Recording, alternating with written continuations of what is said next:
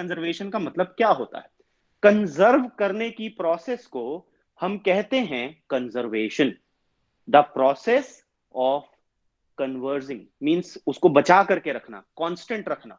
तो कंजर्वेशन का मतलब होता है कांस्टेंट। इसका मतलब जो चार्ज है वो हमेशा क्या रहता है? कांस्टेंट। किसका चार्ज कांस्टेंट रहता है? एक आइसोलेटेड सिस्टम का। ये प्रॉपर्टी कहती है एक आइसोलेटेड सिस्टम का जितना भी चार्ज होगा, that entire charge remains constant. अब ये किस तरह से आइसोलेटेड सिस्टम का चार्ज कांस्टेंट? पहली बात है, आइसोलेटेड सिस्टम क्या होता है? आइसोलेटेड सिस्टम है, मान लो ये मेरे पास एक सिस्टम है, इसके अंदर ये ढेर सारे चार्जेस हैं। ये है Q1, ये है Q2, ये है Q3, ये है Q4 और ये है Q5। ठीक है, ये 5 चार्जेस हैं। ये अपनी आस, और ये है सिस्टम, और इसके आसपास जो भी है उसको बोलेंगे इसकी सराउंडिंग। ठीक है। अब अगर ये सिस्टम अपनी सराउंडिंग के साथ चार्ज का लेन देन कर सके तो इसे बोलेंगे ओपन सिस्टम। ठीक, एनर्जी और चार्ज का लेन देन कर सके। लेकिन अगर ना तो इसमें कहीं से एनर्जी आ सके, ना ही कहीं से किसी तरह का चार्ज इसमें एंटर हो सके, ना ही इसमें से चार्ज बाहर जा सके, तो ऐसे सिस्टम को बोलेंगे आइसोलेटेड। आइसोलेटेड सिस्टम वो होगा जिसमें ना तो बाहर से किसी तरह का चार्ज इसमें अंदर आ सकता है और ना ही इसमें से कोई चार्ज बाहर जा सकता है, ना ही एनर्जी किसी तरह का एक्सचेंज हो सकता है। Such a system is called an isolated system. तो आइसोलेटेड सिस्टम एक ऐसा सिस्टम होता है जिसमें एनर्जी का किसी भी प्रकार का लेन देन नहीं होता। Such a system is known as an isolated system. ठीक, तो ये कंजर्वेशन का रूल जो कहता है, कंजर्वेशन ऑफ चार्ज कहता है कि net charge of an isolated system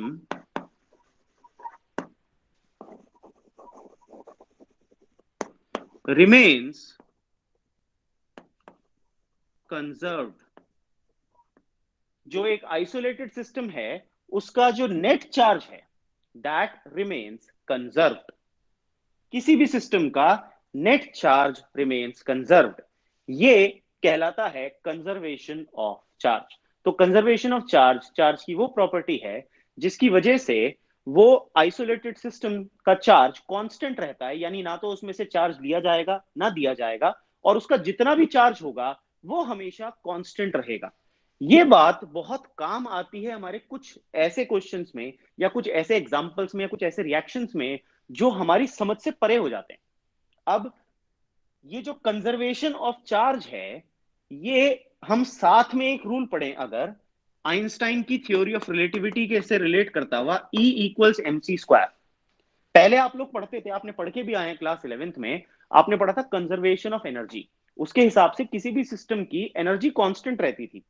लेकिन अगर हम न्यूक्लियर रिएक्शंस पर आ जाएं तब ये रूल फेल हो जाता है, यानी जो कंजर्वेशन ऑफ एनर्जी का रूल है ये इनवैलिड है न्यूक्लियर रिएक्शंस में। वहां पर मैटर एनर्जी में कन्वर्ट हो जाता है या एनर्जी मैटर में कन्वर्ट की जा सकती है अकॉर्डिंग टू दिस रिलेशन। तो इस रिलेशन के हिसाब से एनर्जी और मैटर दोनों ही कांस्टेंट नहीं रहते, बल्कि मास और एनर्जी का टोटल हमेशा कांस्टेंट रहता है। ठीक है, तो अब यही कॉन्सेप्ट हम इस्तेमाल साथ में करेंगे in an example called pair production. अब पेयर प्रोडक्शन क्या है समझो ध्यान से, ये एग्जांपल आपको याद रखना पड़ेगा क्योंकि ये न्यूक्लियर रिएक्शन है। You will have to memorize this reaction. Pair production, pair production में क्या होता है, एक गामा रे का फोटोन। अब गामा रे रेडिएशन है, जैसे लाइट एक रेडिएशन है, तो जब लाइट की फ्रीक्वेंसी बहुत ज्यादा हो जाती है वो गामा रे बन जाती है। तो हाई एनर्जी गामा रे के पार्टिकल को बोलते हैं फोटोन। ठीक है, तो हमारे पास गामा रे का एक फोटोन है, यानी basically it is pure energy. Photon, light क्या है, light is a form of energy. अगर आप याद करो क्लास 10th में आप एनर्जी की फॉर्म में, सोर्सेज ऑफ एनर्जी चैप्टर में लाइट को भी एक एनर्जी मान करके चलते थे। तो यहां पर फोटोन जो कि लाइट का ही पार्टिकल माना जाता है, वो क्या है, basically it is purely energy. और अंडर सर्टेन कंडीशंस ये गामा रे फोटोन जब मेटल के साथ इंटरैक्ट करता है, मैटर के साथ रिएक्ट करता है, तब ये बनाता है एक इलेक्ट्रॉन और एक पॉजिट्रॉन। क्या बनाता है? ये बनाता है इलेक्ट्रॉन और बनाता है पॉजिट्रॉन। अब भैया इलेक्ट्रॉन तो नाम सुना है, ये पॉजिट्रॉन क्या है? पॉजिट्रॉन होता है पॉजिटिव इलेक्ट्रॉन। एक ऐसा इलेक्ट्रॉन जिस पर किस प्रकार का चार्ज हो, उस पर जो चार्ज हो वो हो पॉजिटिव नेचर का। Such an electron is called a positron, positive electron, यानी बेसिकली इलेक्ट्रॉन का एंटी पार्टिकल है। इलेक्ट्रॉन जैसा ही है, मास सेम इलेक्ट्रॉन जैसा है, चार्ज बराबर इलेक्ट्रॉन के है, फर्क क्या है? चार्ज की पोलैरिटी ऑपोजिट है। बिल्कुल सेम इलेक्ट्रॉन जैसा, लेकिन चार्ज इलेक्ट्रॉन के उल्टा, पॉजिटिव। तो ये anti particle of an electron कहलाता है, that is called a positron. अब अगर आप रिएक्टेंट्स देखो भाई, ये लेफ्ट हैंड साइड है रिएक्टेंट एरो के इधर, और राइट हैंड साइड पर है हमारे पास प्रोडक्ट। अब अगर आप रिएक्टेंट का चार्ज देखो, लाइट के पास कितना चार्ज होता है? Zero. Light is only energy, उस पर कोई चार्ज नहीं है। तो मेरे पास यहां पर रिएक्टेंट्स का चार्ज कितना है? जीरो। और अगर मैं इलेक्ट्रॉन और पॉजिट्रॉन का चार्ज देखूं, इलेक्ट्रॉन पर माइनस ई चार्ज है, पॉजिट्रॉन पर प्लस ई चार्ज है। ई की वैल्यू मैंने आपको बताई थी 1.6 इंटू 10 की पावर माइनस 19 कूलम। दोनों को ऐड करो, प्लस और माइनस, आपके पास कितना आ जाएगा? जीरो। इसका मतलब रिएक्शन से पहले भी चार्ज जीरो, रिएक्शन के बाद भी चार्ज जीरो। इसमें अगर आप ध्यान से देखो, यहां एनर्जी कांस्टेंट नहीं रही, मास कांस्टेंट नहीं रहा। यहां पर मास जीरो है, यहां पर mass twice the mass of an electron है, तो मास कांस्टेंट नहीं है। यहां पर एनर्जी है, यहां पर मास है, खाली एनर्जी नहीं है, एनर्जी कम हो गई यहां पर। तो एनर्जी भी कांस्टेंट नहीं रही, मास भी कांस्टेंट नहीं रहा, लेकिन एक चीज है जो कांस्टेंट 100% रही। क्या? वो है चार्ज। रिएक्शन से पहले भी चार्ज जीरो, रिएक्शन के बाद में भी चार्ज जीरो। Got it? तो ये pair production is an example of conservation of charge. इसका हम एक और एग्जांपल ले सकते हैं, there is one more example. क्या है वो एग्जांपल? इसका बिल्कुल ऑपोजिट, उसे बोलते हैं एनाइलेशन ऑफ मैटर। ठीक है, बिल्कुल इसका उल्टा है ये। क्या है भैया? ये है एनाहिलेशन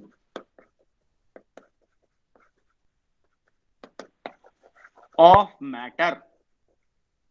अब ये जो एनाइलेशन शब्द है, ये एनाइलेशन का मतलब होता है नाश, यानी डिस्ट्रक्शन। ठीक है, तो भैया मैटर का सत्यानाश, इसी को बोलते हैं एनाइलेशन ऑफ मैटर, यानी मैटर कंप्लीटली खत्म हो जाए, एक दूसरे बिल्कुल जीरो, खत्म, नो मैटर।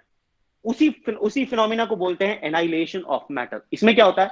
मान लीजिए आपके पास एक इलेक्ट्रॉन है, एक फास्ट मूविंग इलेक्ट्रॉन को एक फास्ट मूविंग पॉजिट्रॉन के साथ जब आमने सामने कोलाइड कराया जाता है, आमने सामने की टक्कर कराई जाती है,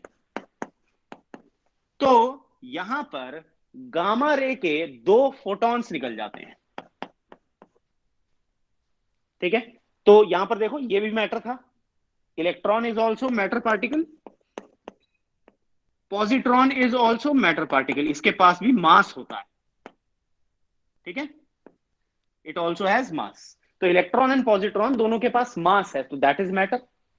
गामा और गामा, दोनों gamma ray photons, it is purely energy. ये क्या है? गामा रे फोटॉन्स, और ये एनर्जी है भैया, इसमें मास नहीं होता, तो दैट इज प्योर एनर्जी।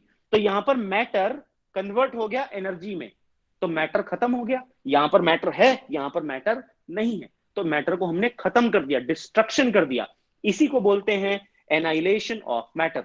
अब इस प्रोसेस में ना एनर्जी कांस्टेंट रही, ना मास कांस्टेंट रहा, लेकिन अगर आप ध्यान से देखो इस प्रोसेस को, अगर आप ध्यान से देखो, आप पाओगे कि इस प्रोसेस में चार्ज अभी भी कांस्टेंट है। कैसे? इलेक्ट्रॉन का चार्ज माइनस ई, यानी माइनस 1.6 इंटू 10 की पावर माइनस 19 कूलम। पॉजिट्रॉन का चार्ज प्लस ई, यानी प्लस 1.6 इंटू 10 की पावर माइनस 19 कूलम। दोनों को ऐड करो, आंसर कितना आ जाएगा? जीरो। और क्योंकि गामा रे फोटॉन्स तो न्यूट्रल होते हैं, they don't have any kind of charge and mass, तो इसलिए उनका चार्ज कितना है? जीरो। तो पहले भी चार्ज रिएक्शन से जीरो, रिएक्शन के बाद में भी चार्ज जीरो। तो यहां पर ना मास कंजर्व रहा, ना एनर्जी कंजर्व रही, दोनों दोनों बदले हैं, लेकिन चार्ज हर केस में कांस्टेंट ही आया। और इसी प्रॉपर्टी को हम बोलते हैं कंजर्वेशन ऑफ चार्ज। ठीक है जी। अब एक सवाल इसमें आपको बुक में लिखा हुआ मिलेगा। सवाल ये है कि ये जो कंजर्वेशन ऑफ चार्ज है, is conservation of charge N exact law? क्या ये कंजर्वेशन ऑफ चार्ज एक एग्जैक्ट लॉ है, बिल्कुल पूर्णतः सही, एकदम एग्जैक्ट लॉ, बिल्कुल एक्यूरेट? तो इसका जवाब है यस। ठीक है, तो ये क्या है, ये बेसिकली एक एग्जैक्ट लॉ है। एग्जैक्ट लॉ क्या होता है? एक ऐसा लॉ जिसमें आपके पास जो वैल्यू है वो बिल्कुल करेक्ट आती है, जो आपको कहा गया वही बिल्कुल एग्जैक्टली फॉलो होता है।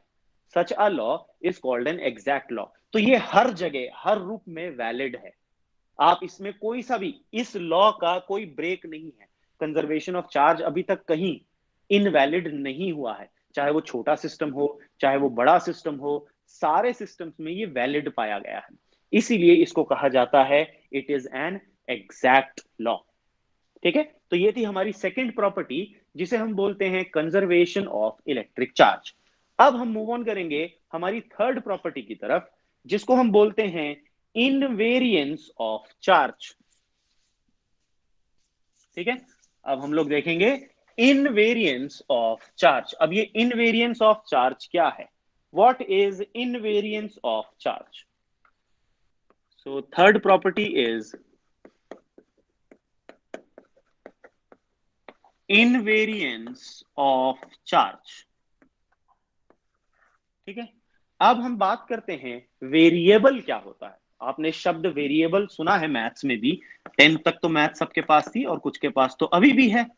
वेरिएबल, वेरिएबल का मतलब होता है एबल टू वेरी। कोई ऐसी चीज जो चेंज करने की एबिलिटी रखती हो, ऐसी क्वांटिटी को बोलते हैं वेरिएबल। क्योंकि वेरी शब्द का मतलब होता है चेंज। वेरी शब्द का मतलब होता है चेंज, यानी बदलाव। ठीक है, तो इनवेरियंस शब्द का मतलब हो गया ना बदलना, यानी ये कैन नॉट वेरी या डज नॉट वेरी। तो चार्ज जो है वो कभी नहीं बदलता। तो आप कहोगे बदलता क्या है? बदलता है मास।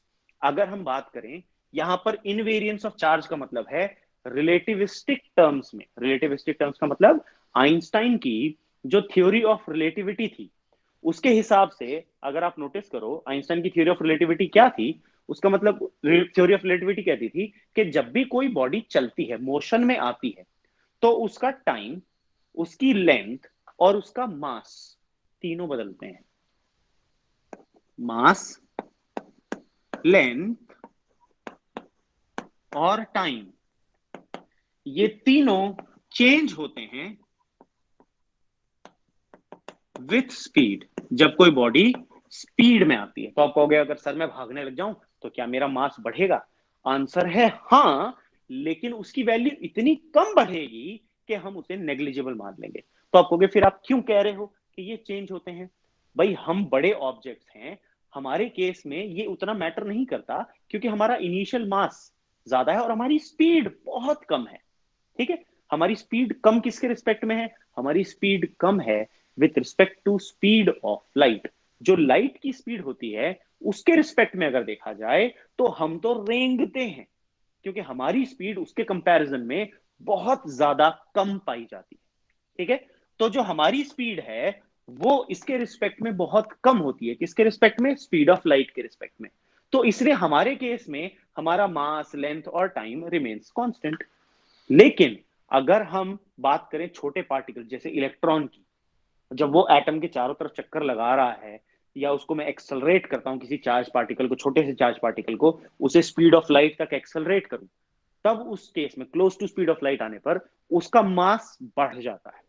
ठीक है, तो ये जो है, ये तीन वेरिएबल्स, इनको बोलते हैं, ये रिलेटिविस्टिक वेरिएबल्स हैं, यानी ये रिलेटिविटी के हिसाब से चेंज होते हैं। These are relativistic variables. इसका मतलब, या रिलेटिविस्टिकली वेरिएंट। रिलेटिविस्टिकली वेरिएंट इसका मतलब क्या होता है? इसका मतलब अगर मैं स्पीड चेंज करूंगा तो ये बदल जाएंगे।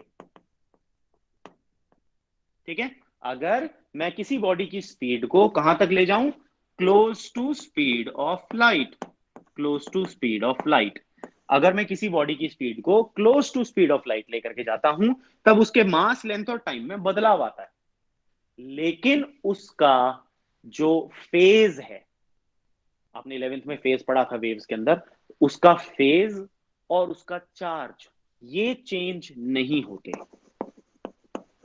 चार्ज और ये जो फेज है ये चेंज नहीं होते, do not change with speed, चाहे आप स्पीड ऑफ लाइट से ही क्यों ना मूव कर रहे हो।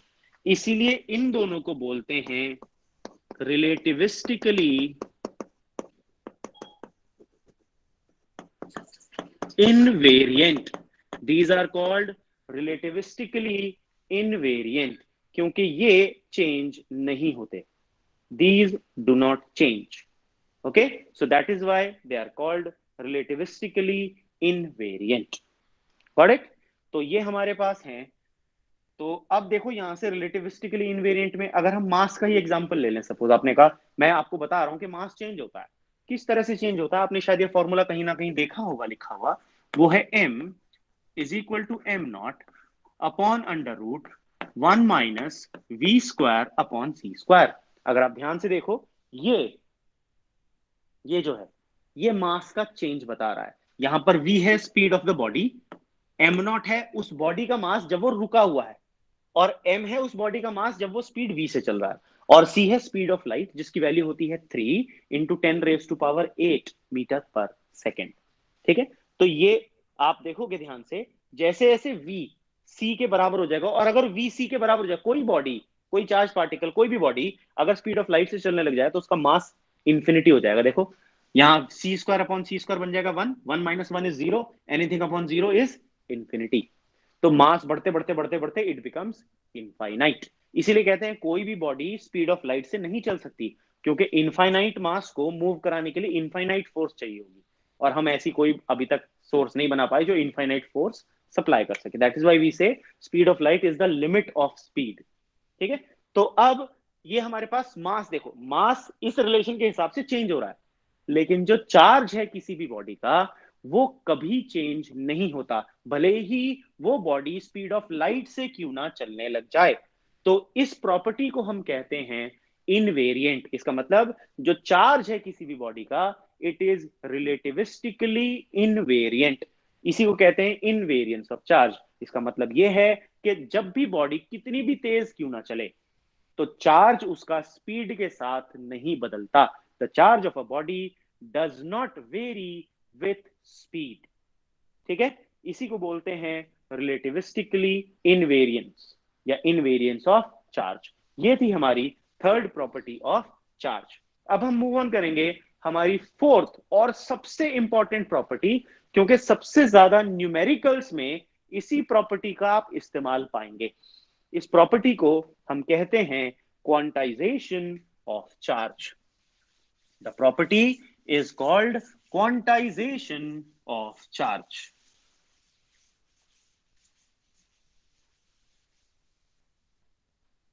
ठीक है, अब ये क्वांटाइजेशन ऑफ चार्ज क्या है, ये हमारी चौथी प्रॉपर्टी है जिसे हम बोलते हैं क्वांटाइजेशन ऑफ चार्ज। अब भैया ये जो शब्द क्वांटाइजेशन है इसका मतलब क्या होता है। क्वांटाइजेशन का मतलब होता है क्वांटम से बना हुआ। क्वांटम होता है किसी भी बॉडी का एक छोटा सा टुकड़ा। इसका मतलब यह है जो चार्ज है किसी बॉडी पर वो कंटिन्यूअस नहीं है। क्यों कंटिन्यूअस नहीं है, इसका कारण क्या है, क्यों हम ऐसा कह रहे हैं। ये लॉ कहता है the charge on the body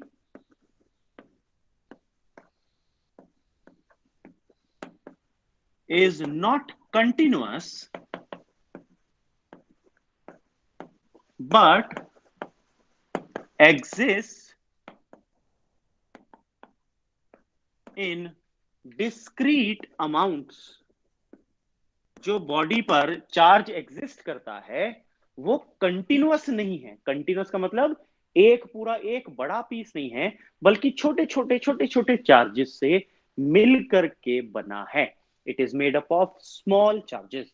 और वो जो स्मॉल चार्जेस होते हैं, जो स्मॉल सबसे छोटा एलिमेंट्री चार्ज होता है, उसको हम ई से डिनोट करते हैं।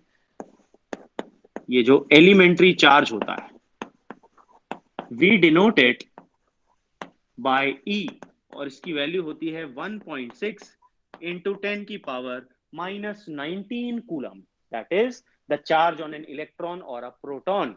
इससे छोटा चार्ज हम कंसिडर नहीं करते, इसी को बोलते हैं एलिमेंट्री चार्ज। ठीक है, तो जितना भी चार्ज किसी बॉडी पर मिलेगा वो हमेशा इसी चार्ज का मल्टीपल मिलेगा, इंटीग्रल मल्टीपल। इंटीग्रल मल्टीपल का मतलब जो Q होगा या तो वो पॉजिटिव हो सकता है या नेगेटिव, और वो n टाइम्स E होगा। यहां पर n is 0, 1, 2, 3 and so on, integer है, यानी ये फ्रैक्शन नहीं हो सकता, 1.5 नहीं हो सकता, 1.25 नहीं हो सकता, 3.25 नहीं हो सकता। ये फ्रैक्शन में एग्जिस्ट नहीं कर सकता। 1/2, 3/7 कुछ नहीं हो सकता। या तो 1 होगा, 2 होगा, फिर 2 के बाद सीधा 3 ही होगा। 2 और 3 के बीच में कोई और वैल्यू पॉसिबल नहीं है, ऐसी 3 और 4 के बीच में कोई और वैल्यू पॉसिबल नहीं है। ये मतलब होता है इंटीग्रल मल्टीपल का। तो अब सवाल आता है कि सर ऐसा क्यों है, जो चार्ज है वो इंटीग्रल मल्टीपल में क्यों एग्जिस्ट करता है? उसका कारण है इंटीग्रल मल्टीपल का हमारा electronic theory of charging. Reason क्या है इसका? इसका जो रीजन है वो हमने ऑलरेडी पढ़ा है, उसको बोलते हैं इलेक्ट्रॉनिक थ्योरी। याद है सबको? इलेक्ट्रॉनिक थ्योरी ऑफ चार्जिंग, ये हम पढ़ चुके हैं और यही इसका कारण है। अब ये इलेक्ट्रॉनिक थ्योरी ऑफ चार्जिंग क्या थी? इलेक्ट्रॉनिक थ्योरी को अगर आप याद रखो या आप मेमोराइज करो थोड़ा सा, तो इलेक्ट्रॉनिक थ्योरी कहती थी कि किसी भी बॉडी पर चार्ज आने का केवल एक कारण है। वो कारण क्या है? कोई भी बॉडी इनिशियली इलेक्ट्रिकली न्यूट्रल होती है। न्यूट्रल बॉडी का अर्थ ये नहीं होता कि वो बॉडी पूरी तरह से चार्ज के बिना है, उसमें चार्ज ही नहीं है, इसका मतलब ये नहीं होता। न्यूट्रल बॉडी का मतलब होता है उसमें जितना पॉजिटिव चार्ज है उतना ही उस बॉडी के अंदर नेगेटिव चार्ज है, जिसकी वजह से टोटल चार्ज 0 हो जाता है और हम कहते हैं बॉडी इलेक्ट्रिकली न्यूट्रल है। ठीक है, अब अगर मैं इस इक्विलिब्रियम को किसी प्रकार से डिस्टर्ब कर दूं, किसी तरह से मैं इस इक्विलिब्रियम को हिला दूं, या तो उसमें से इलेक्ट्रॉन निकाल दूं या उसमें इलेक्ट्रॉन डाल दूं, तो क्या होगा? इलेक्ट्रॉन निकालने पर नेगेटिव चार्ज कम हो जाएगा, और नेगेटिव चार्ज की कमी मतलब पॉजिटिव चार्ज का ज्यादा होना, और बॉडी पॉजिटिवली चार्ज हो जाएगी। या अगर मैं उसमें इलेक्ट्रॉन डाल दूं तो उसके पास नेगेटिव चार्ज ज्यादा होगा और पॉजिटिव चार्ज की कमी हो जाएगी, तो body will be negatively charge. तो इलेक्ट्रॉनिक थ्योरी के हिसाब से आप जब भी चार्ज बॉडी को दोगे, या तो आप उसमें से इलेक्ट्रॉन निकालोगे या उसमें इलेक्ट्रॉन डालोगे। अब इन दोनों ही केसेस में इलेक्ट्रॉन निकालना और इलेक्ट्रॉन डालने में आप या तो एक इलेक्ट्रॉन डालोगे या निकालोगे, या 2 इलेक्ट्रॉन डालोगे या फिर 2 इलेक्ट्रॉन बॉडी में से बाहर निकाल दोगे, या 3 इलेक्ट्रॉन डालोगे या 3 इलेक्ट्रॉन निकालोगे। ऐसा नहीं हो सकता 1.5 इलेक्ट्रॉन डालो, ऐसा नहीं हो सकता 3/4 ऑफ एन इलेक्ट्रॉन डालो, या 1/7 इलेक्ट्रॉन डालो। ये चीज पॉसिबल नहीं है, क्योंकि इलेक्ट्रॉन को डिस्ट्रक्ट नहीं किया जा सकता, इलेक्ट्रॉन को फर्दर तोड़ा नहीं जा सकता किसी और चार्ज की फॉर्म में। वो एलिमेंट्री चार्ज होता है, एलिमेंट्री पार्टिकल है, उसको फर्दर हम तोड़ नहीं सकते, इलेक्ट्रॉन को डिस्ट्रक्ट नहीं किया जा सकता। यानी इलेक्ट्रॉन जब भी जाएगा तो पूरा ही जाएगा। इसी वजह से इलेक्ट्रॉन 1 जाएगा, 2 जाएगा, 3 जाएगा, या 1 या 2 या 3 बॉडी में से बाहर निकलेंगे। तो इलेक्ट्रॉन जब भी निकलेंगे वो इंटीग्रल वैल्यूज की फॉर्म में बाहर निकलेंगे। इसलिए बॉडी के पास जब भी चार्ज आएगा वो चार्ज हमेशा integral multiple of charge of an electron की फॉर्म में आएगा। ठीक है, इसीलिए हम उसको कहते हैं, जो आपके पास क्वांटाइजेशन ऑफ चार्ज, क्वांटाइजेशन कहता है कि जब भी बॉडी पर कोई चार्ज एग्जिस्ट करेगा वो चार्ज हमेशा इंटीग्रल मल्टीपल ऑफ ई की फॉर्म में ही हो सकता है। इसका मतलब यह है the charge will always exist in the form of E. अब यही प्रॉपर्टी कहलाती है क्वांटाइजेशन। क्वांटाइजेशन का बहुत सिंपल सा एग्जांपल है, आप जिस कमरे में बैठे हैं, कहीं पर भी आप बैठे हैं, वहां पर कोई दीवार होगी, आपको देखने में लगेगा जैसे पूरी वो दीवार एक पीस है। लेकिन अगर आप उस दीवार को ध्यान से आप देखो, उसको अगर खोद करके देखो, तो आप पाओगे वो जो दीवार है वो छोटी छोटी ईंटों से मिलकर के बनी है। तो इवन दो वो हमको लग रहा है जैसे पूरी एक बड़ा पीस है, लेकिन असलियत में वो छोटे छोटे टुकड़ों से मिलकर बना है। इसी तरह से हमें लगता है जैसे बॉडी के पास सारा का सारा चार्ज एक है, लेकिन असलियत में वो जो चार्ज होता है वो चार्ज बहुत छोटे छोटे टुकड़ों से मिलकर के बना होता है, और उस सबसे छोटे टुकड़े की जो पॉसिबल वैल्यू है वो है 1.6 इंटू 10⁻⁻19 कूलम। इससे कम चार्ज बॉडी पर पॉसिबल नहीं है। ठीक, तो अगर आपसे सवाल पूछा जाए, can a charge 0.8 into 10⁻⁻19 coulomb exist on a body, अगर मैं आपसे कहूं क्या ये चार्ज एग्जिस्ट कर सकता है बॉडी पर, ये बॉडी का चार्ज गिवन है, आपको बताओ क्या ये एग्जिस्ट कर सकता है, तो आप n की वैल्यू निकाल लो। अगर आप n की वैल्यू निकालो तो वो q अपॉन ई से आएगी। देखो यहां से q is equal to N E, तो n is equal to q upon E. अब q है 0.8 इंटू 10⁻⁻19 कूलम, और E होता है 1.6 इंटू 10⁻⁻19 कूलम। अब अगर आप इनको डिवाइड करो, ठीक है, तो आपके पास ये आ जाएगा हाफ या 0.5 इंटू 10⁻⁻10, ये 0.5 आ जाएगी n की value. The value of n will be 0.5। अब ध्यान से देखो, मैंने कहा था n should be N integer, यानी या तो 0 होगा या 1 होगा या 2 होगा। 0 और 1 के बीच में कोई और वैल्यू पॉसिबल नहीं है, और हमारे पास ये जो वैल्यू आई है ये है 0.5, यानी ये 0 और 1 के बीच में लाया करती है, और ऐसी वैल्यू एग्जिस्ट नहीं करती। तो हमारे पास आंसर आएगा, द आंसर इज नो। इस तरह का चार्ज बॉडी पर एग्जिस्ट नहीं कर सकता, क्योंकि इसमें जो n की वैल्यू है वो इंटीग्रल वैल्यू ना होकर के बल्कि एक फ्रैक्शन है। 1/2, 0.5 का मतलब होता है 1/2 विच इज अ फ्रैक्शन, और फ्रैक्शनल वैल्यूज इसमें पॉसिबल नहीं होती। ठीक है, एक और सवाल अगर आपसे पूछा जाए, क्या ये चार्ज 1.6 इंटू 10⁻⁻20 कूलम ये एग्जिस्ट कर सकता है? Can this charge exist on a body?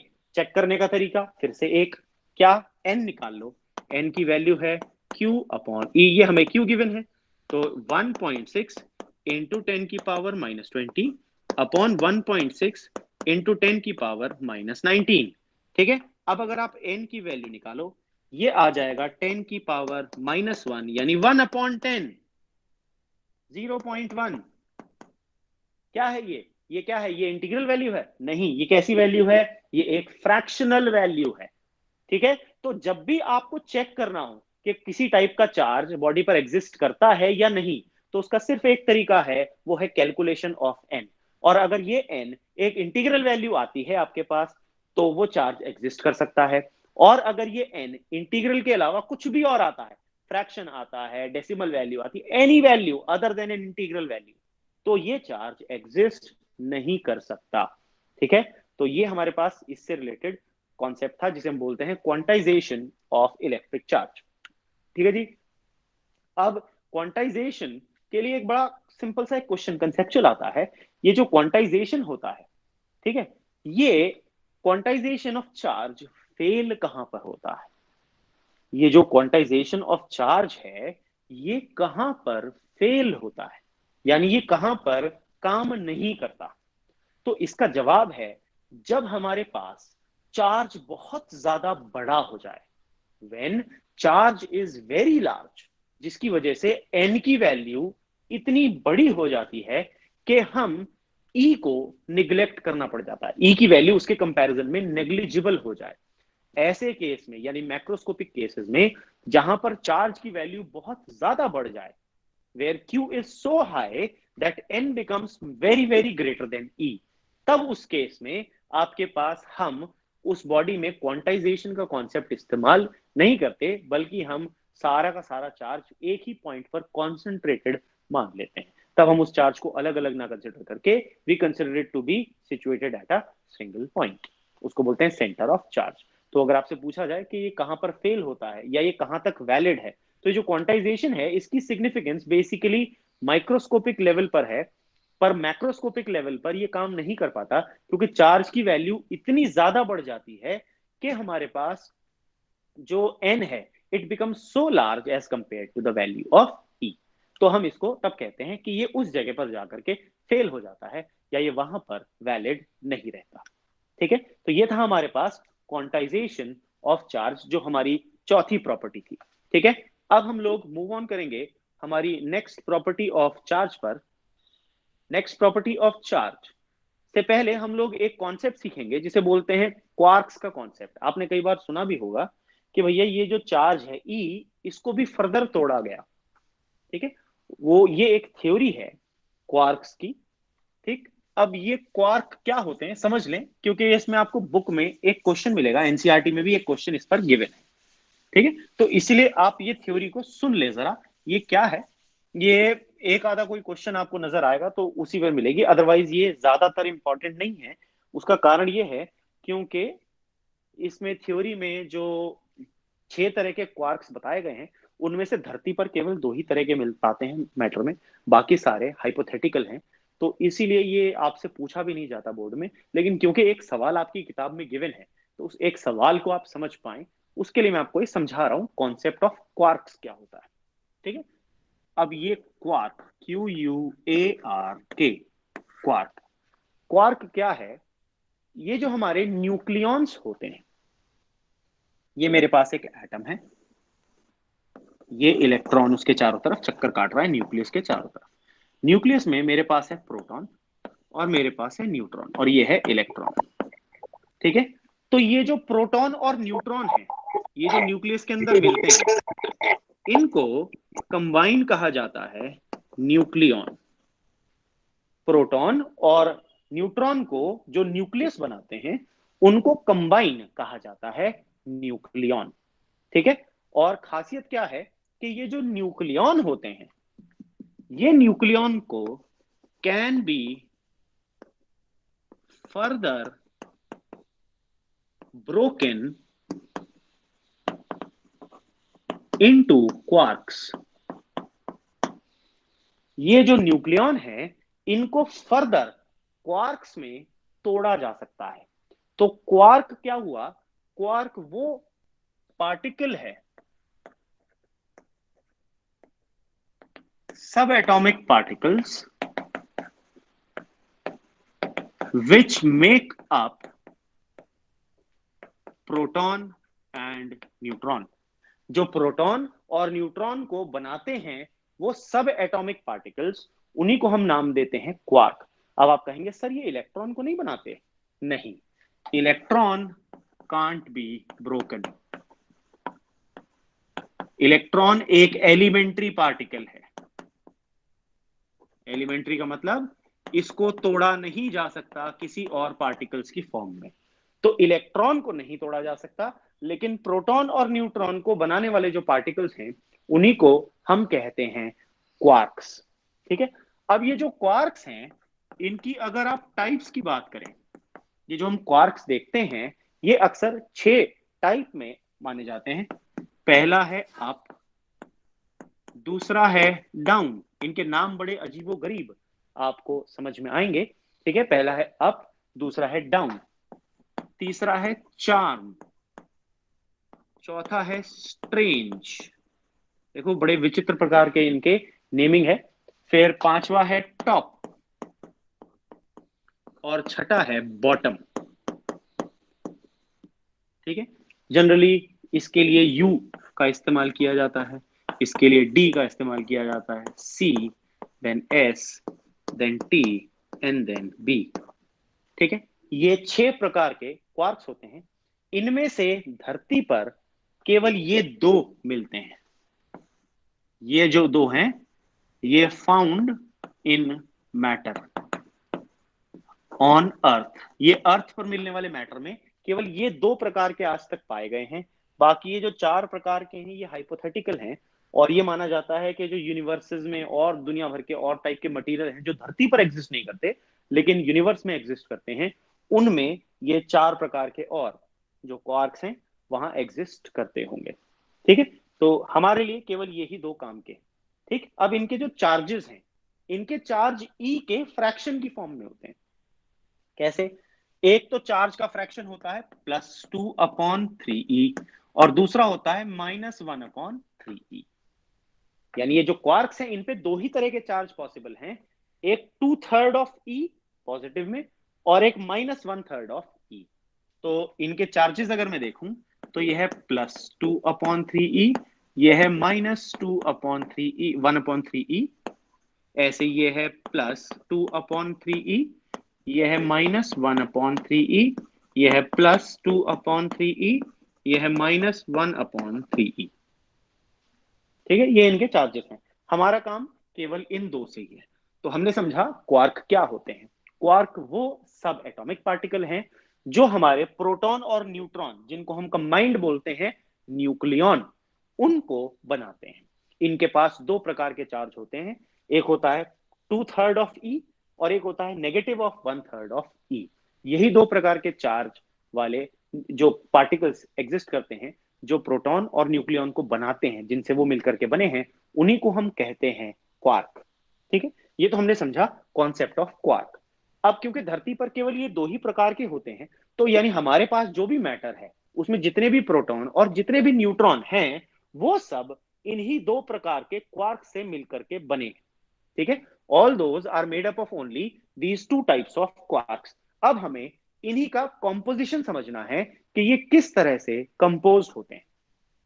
ठीक है, तो let us understand the composition of protons and neutrons. किस तरह से प्रोटॉन और न्यूट्रॉन मिल करके बने हैं, अब हम लोग वो समझेंगे। ठीक है, तो हमें अप और डाउन को याद रखना है। जो अप क्वार्क है, जिसको मैं यू से डिनोट करूंगा, उसके पास +2/3e का चार्ज होता है। जो डाउन क्वार्क है, जिसको मैं स्मॉल डी से डिनोट करूंगा, उसके पास -1/3e का चार्ज होता है। ठीक है, अब मुझे अगर इनको सॉल्व करना है तो वो कैसे सॉल्व करना है। ठीक है, अब इसमें याद आपको ये रखना है कि हमेशा तीन क्वार्क मिल करके एक न्यूक्लियॉन को बनाते हैं। 3 क्वार्क्स इक्वल टू 1 न्यूक्लियॉन। यानी तीन क्वार्क एक न्यूक्लियॉन को बनाएंगे, यानी तीन ही क्वार्क मिलकर के एक प्रोटॉन को बनाएंगे, तीन ही क्वार्क मिलकर के एक न्यूट्रॉन को बनाएंगे। अब इनकी कॉम्पोजिशन कैसी है ये आपको याद रखनी है। प्रोटॉन का केस अगर हम समझें, अब प्रोटॉन की खासियत क्या है, प्रोटॉन पर जो चार्ज होता है वो ई के बराबर होता है। The charge on a proton is +e। ठीक है, तो इसीलिए प्रोटॉन का कॉम्पोजिशन बनाने के लिए, अगर मैं प्रोटॉन की बात करूं, तो प्रोटॉन मिलकर के बना होता है दो अप क्वार्क से +1 डाउन क्वार्क से। दो अप क्वार्क और एक डाउन क्वार्क मिलकर के बनाते हैं एक प्रोटॉन को। हम चार्ज के हिसाब से देख भी लेते हैं कि भैया ये बात सही है या नहीं। अगर हम चार्ज की बात करें, चार्ज ऑन अ प्रोटॉन, तो अप क्वार्क पर होता है +2/3e और डाउन क्वार्क पर होता है -1/3e। तो अगर आप इसे सॉल्व करो, ये आ जाएगा +4/3e -1/3e। सॉल्व कर लो, +4 -1/3e, जो कि आ जाएगा +3/3e, that is equal to E। और यही चार्ज ऑफ अ प्रोटॉन है, एलिमेंट्री चार्ज E। इसका मतलब ये हमने जो वैल्यू रखी थी ये बिल्कुल सही है। तो एक प्रोटॉन को क्या मिलकर के बनाते हैं, प्रोटॉन को दो अप क्वार्क और एक डाउन क्वार्क मिलकर के कंपोज करते हैं। इसी तरह से हम न्यूट्रॉन का कंपोजिशन भी समझ सकते हैं। न्यूट्रॉन के पास चार्ज कितना होता है, 0। It has no charge. ठीक है, तो अगर हम इसका कंपोजिशन समझे, ये मिलकर के बना होता है दो डाउन क्वार्क से और एक अप क्वार्क से। दो डाउन क्वार्क और एक अप क्वार्क मिलकर के बनाते हैं न्यूट्रॉन। चेक करते हैं चार्ज के हिसाब से क्या है, बात सही है कि नहीं है। तो ये आ जाएगा 2 इंटू -1/3e +1 इंटू +2/3e। अगर आप इसे सॉल्व करो तो ये आ जाएगा -2/3e +2/3e which is equal to 0। और यही चार्ज ऑफ अ न्यूट्रॉन होता है। Neutron has no charge. इसका मतलब एक न्यूट्रॉन मिलकर के बना होता है दो डाउन क्वार्क और एक अप क्वार्क से, जबकि एक प्रोटॉन मिलकर के बना होता है दो अप क्वार्क और एक डाउन क्वार्क से। ठीक है, तो ये थी हमारे पास जो क्वार्क थ्योरी है वो हमने समझ लिया। क्योंकि आपसे ये कॉम्पोजिशन पूछा गया है एक क्वेश्चन में, तो हमें ये याद रखना है ये कॉम्पोजिशन इस तरह से होता है। ठीक है, अब ये तो था हमारे पास चौथी प्रॉपर्टी, कवर अप हो गई। अब हम बात करेंगे हमारी फिफ्थ प्रॉपर्टी की। जो फिफ्थ प्रॉपर्टी है वो ये है कि जो चार्ज है it obeys Cavendish law. Charge जो है हमारे पास, हम जो चार्ज जानते हैं वो चार्ज कैवेंडिश लॉ को ओबे करता है। ये हमारी पांचवी प्रॉपर्टी है। तो पांचवी प्रॉपर्टी हमारे पास हो गई, charge obeys Cavendish law.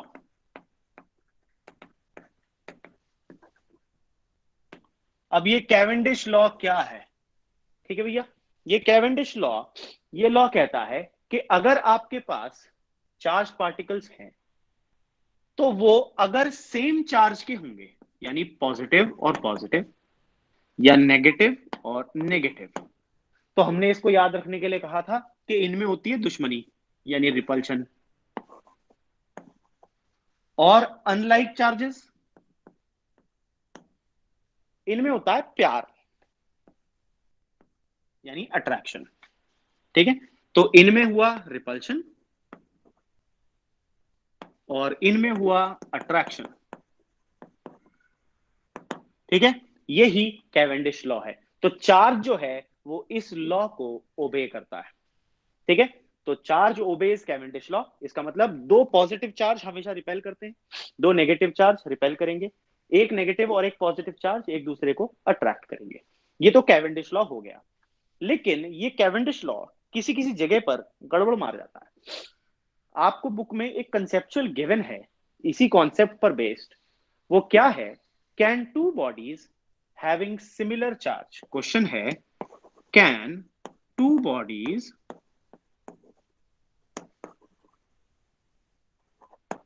having similar charge attract each other?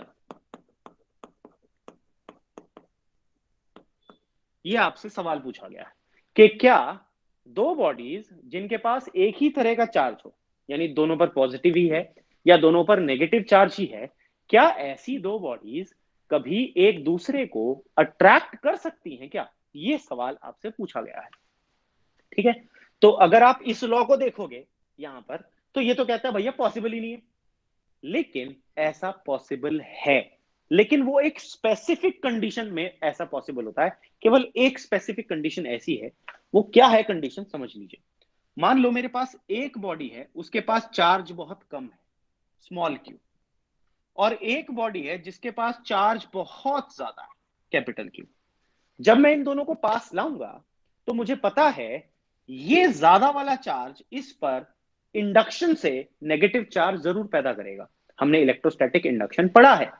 तो क्या होगा, यहां पर इसकी वजह से इंड्यूस चार्ज नेगेटिव पैदा हो जाएगा, और ये इंड्यूस चार्ज क्योंकि ये चार्ज बड़ा था तो फिलहाल ये इंड्यूस चार्ज इससे ज्यादा होगा। ठीक है, तो अब यहां पर बेसिकली इस कोने पर आपको नेगेटिव चार्ज मिल गया, टेम्पररी नेगेटिव चार्ज, और ये टेम्पररी नेगेटिव चार्ज इस पॉजिटिव चार्ज बॉडी की तरफ क्या हो जाएगा, अट्रैक्ट हो जाएगा। तो अगर आपसे कहा जाए can two bodies having similar charge attract each other, तो उसका आंसर है yes, only if one of the bodies charge is very very greater than, यानी ये जो स्मॉल क्यू है it has to be very very small than capital Q. यानी ये सिर्फ इसी कंडीशन में ऐसा करना पॉसिबल है, जब एक बॉडी का चार्ज दूसरे के कंपैरिजन में बहुत ही ज्यादा हो, केवल तब ऐसा कर पाना इलेक्ट्रोस्टैटिक इंडक्शन से पॉसिबल होता है। ठीक है, तो इलेक्ट्रोस्टैटिक इंडक्शन से हम केवल तब ये काम पॉसिबल कर सकते हैं जब हमारे पास एक बॉडी का चार्ज दूसरी बॉडी के कंपैरिजन में बहुत ही ज्यादा हो, केवल तब दो लाइक चार्ज की बॉडीज एक दूसरे को अट्रैक्ट कर सकती हैं, only in the case when the charge on one body is very very smaller as compare to the other bodies. ठीक है, इसके बाद हमारे पास जो छठी प्रॉपर्टी और आखिरी प्रॉपर्टी है चार्ज की, वो प्रॉपर्टी क्या है? वो प्रॉपर्टी है कि क्या चार्ज मास के बिना एग्जिस्ट कर सकता है? प्रॉपर्टी है charge can not exist without mass. ठीक है, charge may not exist without mass. ठीक है, सो द प्रॉपर्टी इज कि जो चार्ज है वो बिना मास के कभी भी एग्जिस्ट नहीं कर सकता। आप कहेंगे सर ऐसा क्यों है? आते हैं फिर से इलेक्ट्रॉनिक थ्योरी पर। बॉडी के पास एक एटम है मान लो, ठीक है, ये मैंने सोडियम का एक एटम ले लिया। सोडियम का एटॉमिक नंबर 11 होता है, ठीक है। तो इसका जो एटॉमिक नंबर है 11 है, इसका मतलब इसके पास 11 प्रोटॉन्स हैं, यहां पर प्रोटॉन्स हैं, और 11 ही इलेक्ट्रॉन है, जिसमें वैलेंस में एक इलेक्ट्रॉन है और बाकी 10 अंदर घूम रहे हैं। इसकी वैलेंसी इसलिए 1 होती है, ठीक है। अब क्या होगा, इस पर नंबर ऑफ प्रोटॉन्स वो है 11, नंबर ऑफ इलेक्ट्रॉन्स वो भी है 11। तो इसके पास 11e का पॉजिटिव चार्ज है, 11e का नेगेटिव चार्ज है। तो ये कैसा है? Electrically neutral. अगर मैं इसका नेट चार्ज निकालूं, नेट चार्ज इज 0, क्योंकि plus 11e minus 11e answer is 0। तो इस पर नेट चार्ज फिलहाल 0 है। अब अगर मैं इसमें से ये एक इलेक्ट्रॉन बाहर निकाल दूं तो ये कन्वर्ट हो जाएगा Na प्लस आयन में। आपने NaCl के अंदर ये देखा भी है। ऐसा क्यों हो रहा है? अब एक इलेक्ट्रॉन आपने निकाल दिया, तो इलेक्ट्रॉन अब कितने बचे आपके पास? इलेक्ट्रॉन का चार्ज बचा आपके पास -10e, और प्रोटॉन का चार्ज कितना बचा आपके पास? वो बचा +11e। अगर अब मैं नेट चार्ज निकालूं तो मेरे पास +e आ जाता है। इसका मतलब अब सोडियम के पास यूनिट पॉजिटिव चार्ज डेवलप हो गया, इसीलिए ये Na+ आयन बन गया। तो इस पूरी प्रोसेस में अगर आप चेक करो, यहां पर चार्ज एग्जिस्ट इन्हीं दो पार्टिकल्स की वजह से कर रहा है, प्रोटॉन पर और इलेक्ट्रॉन पर, और इन दोनों के मासेस 0 नहीं होते। अगर मैं मास ऑफ प्रोटॉन की बात करूं तो होता है 1.67 इंटू 10 की पावर -27 kg, ठीक है। और अगर मैं मास ऑफ इलेक्ट्रॉन की बात करूं तो होता है 9.1 इंटू 10 की पावर -31 kg। ये 0 नहीं है, कम है, लेकिन है तो कुछ वैल्यूज।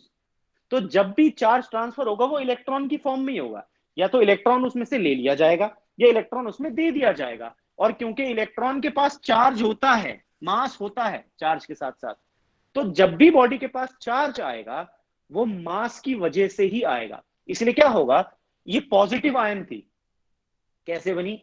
ये इलेक्ट्रॉन दे करके बनी, तो इसका मास कम हो गया, मास डिक्रीजेस। तो पॉजिटिवली चार्ज बॉडी कैसे बनती है? वो अपने अंदर से इलेक्ट्रॉन निकाल करके बनती है, और तो उसमें से इलेक्ट्रॉन का मास कम हो जाएगा। जितने इलेक्ट्रॉन बॉडी देगी उसको इससे मल्टीप्लाई कर दो, उतना मास उस बॉडी का कम हो जाएगा। किसका? जो पॉजिटिवली चार्ज है, क्योंकि पॉजिटिव चार्ज बॉडी तब बनती है जब वो अपने अंदर से इलेक्ट्रॉन्स को बाहर दे देती है। इसी तरह से कोई भी बॉडी अगर इलेक्ट्रॉन गेन करे, मान लो यहां पर अगर क्लोरीन आयन होती, तो वो एक इलेक्ट्रॉन जो सोडियम ने दिया था उसे एक्सेप्ट कर लेती, तब वो क्लोरीन के पास एक इलेक्ट्रॉन एक्स्ट्रा आ गया, तो उसका मास इतना बढ़ जाएगा। क्यों? क्योंकि उसने एक इलेक्ट्रॉन को गेन किया है, तो वो इलेक्ट्रॉन का मास उसके पास गया है। तो जब भी चार्ज ट्रांसफर होता है हमेशा उसके साथ मास का चेंज जुड़ा होता है। अगर कोई बॉडी पॉजिटिवली चार्ज है तो उसका मास हमेशा कम होगा, अगर कोई बॉडी नेगेटिवली चार्ज बनेगी तो उसका मास हमेशा बढ़ेगा, क्योंकि इलेक्ट्रॉन गेन करने से वो नेगेटिव बनी है। इसीलिए ट्रांसफर ऑफ चार्ज हमेशा चेंज इन मास के साथ जुड़ा होता है। इसीलिए हम ये कहते हैं कि जो चार्ज है वो बिना मास के एग्जिस्ट कर ही नहीं सकता। चार्ज में नॉट एग्जिस्ट विदाउट मास। ठीक है, ये तो थी हमारी चार्ज की और ये इतनी सारी प्रॉपर्टीज। अब एक चीज एडिशनल मैं आपको बता रहा हूं, ये आप याद रखेंगे। हमने इंडक्शन जो पढ़ा था, इंडक्शन में हमने इंड्यूस्ड चार्ज के बारे में पढ़ा था, ठीक है। अब ये जो इंड्यूस्ड चार्ज होता है उसका एक फॉर्मूला है, ये आप अपनी कॉपी में नोट कर लेंगे, ये मैं नोट्स में नहीं लिखा था तो आप इसे नोट कर लेंगे। जो इंड्यूस्ड चार्ज होता है, मैं इसलिए यहां बोर्ड पर लिख रहा हूं, आप ये नोट डाउन कर लेंगे। Q डैश, इसका फॉर्मूला होता है Q इंटू 1 माइनस 1/k। ठीक है, ये फॉर्मूला होता है। अभी आपको सिर्फ ये फॉर्मूला याद रखना है, मैं बताऊंगा ये कैसे कैसे क्या क्या होता है। यहां पर ये जो Q है ये इंड्यूसिंग चार्ज है, इतना हम पढ़ चुके हैं, इंड्यूस चार्ज और इंड्यूसिंग चार्ज। इंड्यूसिंग चार्ज वो चार्ज होता है जिसकी वजह से इंड्यूस चार्ज पैदा होता है। तो ये इंडक्शन करने वाला चार्ज है, और इंडक्शन की वजह से जो चार्ज पैदा हुआ वो ये है।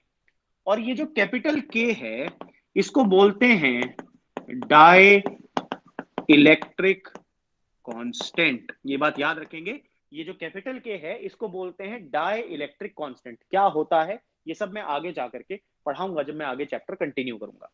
ठीक है, और ये याद रखना है फॉर मेटल्स, मेटल्स के लिए ये जो के होता है इसकी वैल्यू इंफिनिटी होती है। आपको ये बात मेमोराइज करके रखनी है कि मेटल्स के लिए के की वैल्यू कितनी होती है, इंफिनिटी। ठीक है, तो अगर मैं ये वैल्यू यहां रखूं फॉर मेटल्स, खास तौर पर सिर्फ मेटल्स के लिए, तो Q डैश आ जाएगा Q 1 - 1/इंफिनिटी। ठीक है, अब ये जो 1/इंफिनिटी होता है इसकी वैल्यू होती है 0। One by infinity is equal to 1/0 is infinity, तो 1/इंफिनिटी इज इक्वल टू 0। तो अगर मैं वैल्यू रखूं ये आ जाएगा Q 1 - 0। 1 - 0 इज 1 और Q इंटू 1 इज Q। तो मैं लिखूंगा Q dash is equal to Q। इसका मतलब for metals induced charge is equal to inducing charge. Metals की ये खासियत है कि जो इंड्यूस्ड चार्ज होता है उन पर वो इंड्यूसिंग चार्ज के बराबर होता है। For metals induced charge is always equal to inducing charge. ये चीज प्लीज अपनी अपनी कॉपी में नोट कर लीजिए, इंडक्शन से रिलेटेड एडिशनल पॉइंट है ये।